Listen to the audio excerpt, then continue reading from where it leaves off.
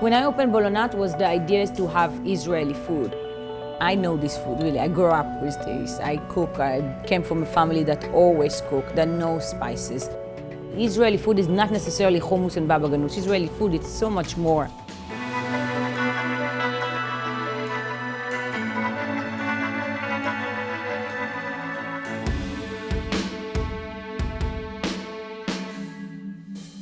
I think what's got me into cooking is hearing somebody's hungry. And it doesn't matter who it was that would start cooking. I remember the first few years, even was married to my husband. He used to come home at 2 a.m. and he said, oh, I'm starving, I will start preparing something.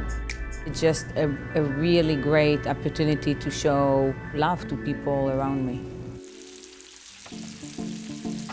Israeli food is bright, is vegetable forward. We cook vegetable in very different ways than anyone else. Every time I'm talking to, especially American, it's totally different for them. They grew up with a boiled cauliflower that smell like fart. It's true, it smells like fart. I think this is all kind of treating vegetable a little bit different.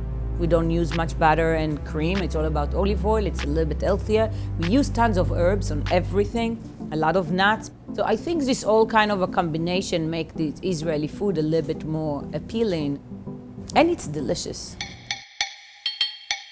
I have here a cauliflower that is with bamba, one of my favorite snacks. And bamba contain rice and peanuts. So I took the cauliflower and did a rice flour butter, fry it crispy.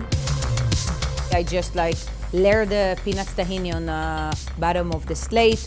I just gonna put in a lot of cauliflower, put a little bit more tahini on top, and then sliced chopped bamba all around and finish with some greens. I have a lot of acid in my food. I think that's the Middle East and Israeli. We have lemon on a lot of things. If a fish don't have enough acid, it's kind of lack of excitement for me. We do the ceviche with some lime on the fluke, but also the sauce itself and the broth on the bottom it's acid. The ceviche have fresh fluke, some red onion, some chili, of course, a gooseberry sauce with pineapple. And then on top, we just take kataif and we fry it in big pieces. And we finish it with some sumac, and that's a beautiful, crispy texture to the fluke. That's one of the things that I personally like, is to have some surprising texture.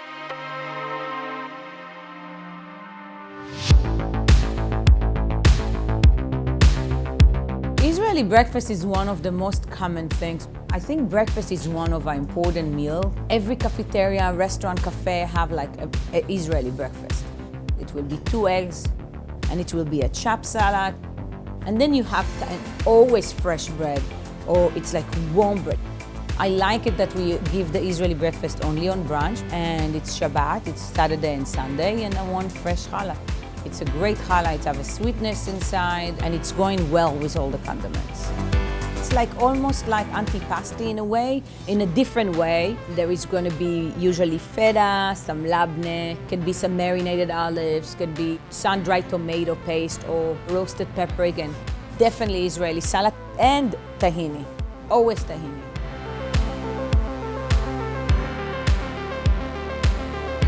You see the rise of Israeli food trend everywhere.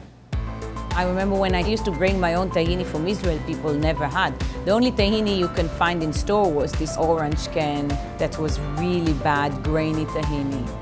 The ingredients like zevlem on harissa, it was a very unknown. Even in New York, such a big city, it was very hard to find it. Because nobody heard about these things back then. In a way, it's great for me, I feel I can't say I'm pioneer, I invent anything, of course I didn't, but I think I'm one of the first people in New York that actually did this food. I think almost every dish has a story in my cooking, and sometimes you can even feel it. It always makes sense to me because there is something behind it.